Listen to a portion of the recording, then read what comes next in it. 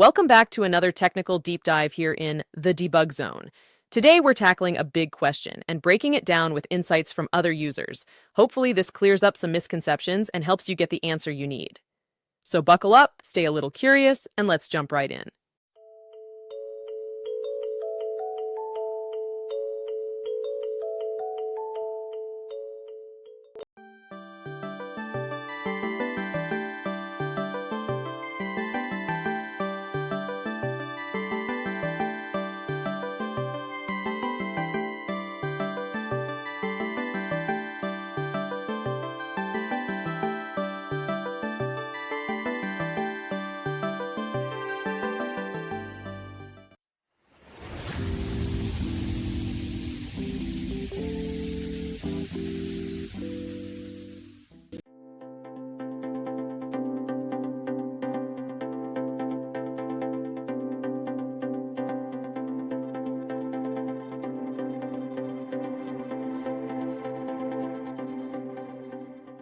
And that's a wrap.